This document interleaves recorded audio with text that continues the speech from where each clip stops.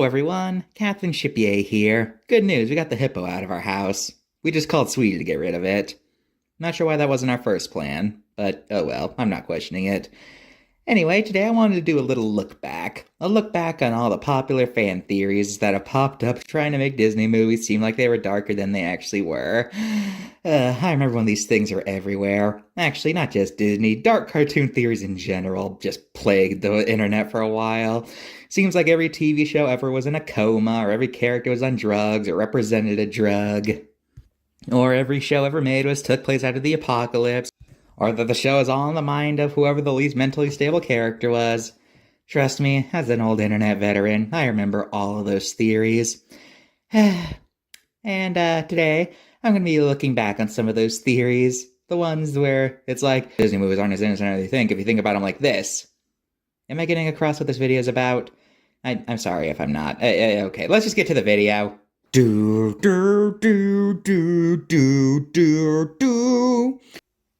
Here's a big one. This was probably the most popular Frozen theory for a while. This theory claimed that Anna and Elsa's parents were on their way to the wedding of Rapunzel and Eugene from Tangled, and that their ship ended up going overboard, and it ended up being the same ship that Ariel explored in The Little Mermaid. You see, it's commonly believed Frozen takes place in Norway, Tangled takes place in Germany, and The Little Mermaid's in Denmark, so this would line up geographically. Now, this theory had some credence at the time, mostly because, well, in the final movie, Rapunzel literally makes a cameo, so there's that.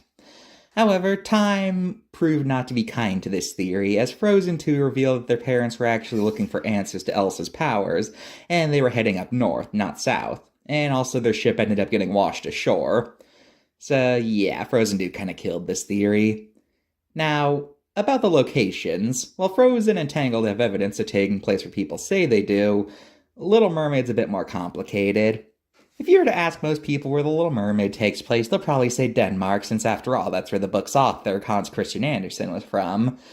But for both the tale and the movie, there is evidence, pretty strong ones, that it's not Denmark. In the original tale, when the mermaid first sees land, she sees citrus trees. And if you know anything about citrus, they're tropical fruits, and therefore do poorly in a cold country like Denmark. And more importantly than that, she sees tall, snow-capped mountains. You see, Denmark is a very flat country that rather notably doesn't have mountains, especially ones that can be described as being lofty, which is a word that means imposingly tall. So, with these factors in mind, this points to the story taking place in a more tropical location, one that actually has mountains.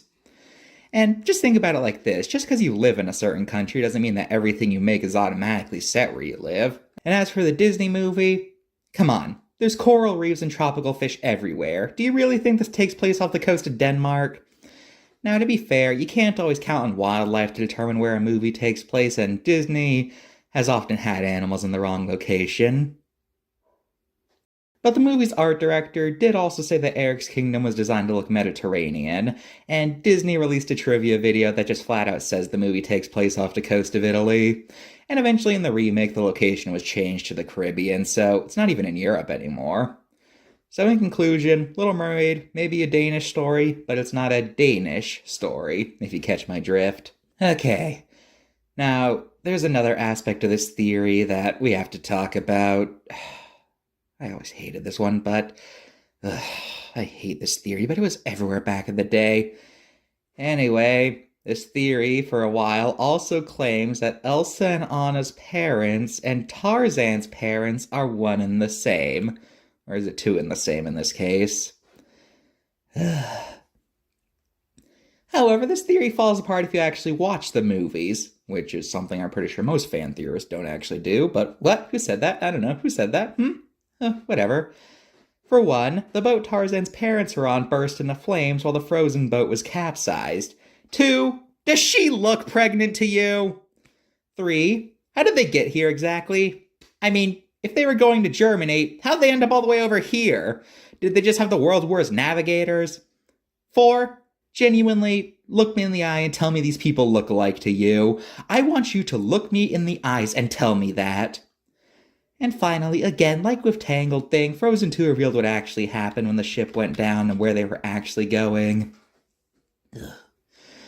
Now, the reason this theory gained traction was because people claimed the director actually confirmed it. However, this was a joke. He also claimed that Surf's Up took place in the same universe as these movies, which for very obvious legal reasons couldn't be true. Let's just move on. I'm done talking about these stupid Frozen theories. Those were everywhere, and I was always tired of them. Do, do, do, do, do, do, do. In The Lion King, we briefly see Scar play with a skull, and this caused people to absolutely freak out since, is that Mufasa's skull? Did Scar eat Mufasa? He must have. Google says hyenas don't eat lions. Childhood ruined! Childhood ruined!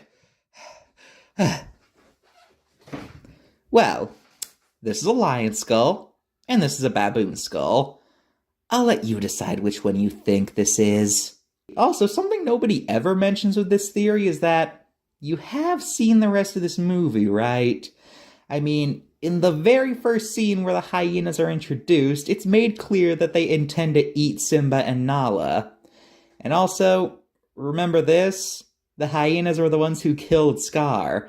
And before they attack, they seem to lick their lips, implying they're gonna eat him. So, it's clear in this movie the hyenas would eat lion meat.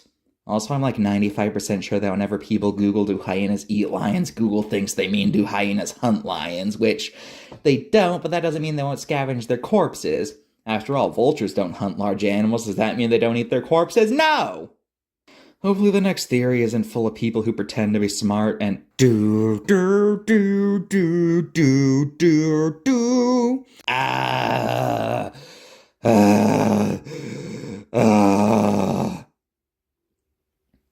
Let's get this over with. A popular fan theory for Finding Nemo is that Marlin imagined the barracuda attack as a coping mechanism for the fact that it was actually Coral who ate the eggs. What is the evidence for this theory, you ask? It's because barracudas don't actually eat eggs, but other clownfish will.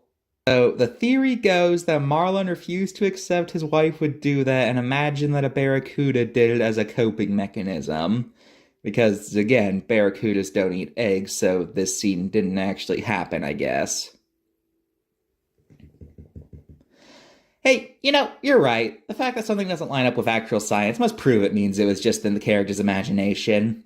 I guess Marlin just imagined being attacked by Bruce. Well, why? Well, you see, great whites don't actually eat small bony fish. They eat large animals like tuna and seals. Oh, and I guess he hallucinated his trip to the abyss, since after all, realistically, the pressure would have killed them all. And I guess this also means he imagines being in the EAC. After all, turtles don't mass migrate like that. And I guess he hallucinated the whale, since a whale's blowhole isn't connected to their mouth, so it wouldn't be a way out. And guess what? This isn't even what clownfish eggs look like. They look more like tubes than circles. So I guess Marlin never had eggs in the first place and was just hallucinating that. Oh, and you know something fun? Fish can't talk. So I guess he was just hallucinating that fish were communicating. In reality, he's just a real clownfish who's just in an anemone all the time imagining what could have been. Yeah. And you know what? Why stop at Finding Nemo? Mandrills live nowhere near most of the other wildlife seen in The Lion King. I guess this means Rafiki was just a figment of Simba's imagination. Zebras, hippos, and giraffes don't eat seaweed. I guess in Madagascar they were just hallucinating they had food. You can't clone creatures from 66-million-year-old DNA. I guess that means Jurassic Park's dinosaurs are all just fear-induced hallucinations. Do you see my point? Movies are not going to be one-to-one with reality, especially animated ones, since the entire point of animation is that it allows you to do things you couldn't do in real life. So yes, Finding Nemo has biological errors, but that doesn't mean hallucination. And another thing, when did they ever say the barracuda was the one who ate the eggs? Remember, Marlin was knocked out for a while, at least a couple hours. That would have been a lengthy period of time where his nest was unguarded, which would have allowed for nest parasites to easily raid the nest and devour the eggs. Also, before the attack, Marlin says they'll be fine to try to get Coral back inside. And while this could mean, hey, he won't notice the eggs unless you draw attention to them, it could also mean, hey, barracudas don't eat eggs, so don't worry about it. Oh. And another thing that often is brought up as evidence for this theory is that Nemo doesn't exist because Nemo's Latin for nobody. Hey, that's a good point. Why would they name him Nemo, of course? I can't think of any other reason this aquatic-themed character would have that name. What a mystery. This can clearly only be because they picked that name to tell us something. Sorry if I got a bit livid. I just despise this theory because it's mostly passed around by people who pretend to be fish experts and things like that. So, sorry. Let's just move on to a less stupid theory that doesn't make me want to break something. Another popular dark Disney theory claims that Aladdin takes place in the post-apocalyptic Earth. Yes, we're at one of these. The evidence being that Genie says Aladdin's clothes are so 3rd century even though he was trapped for 10,000 years and wouldn't have remembered the 3rd century.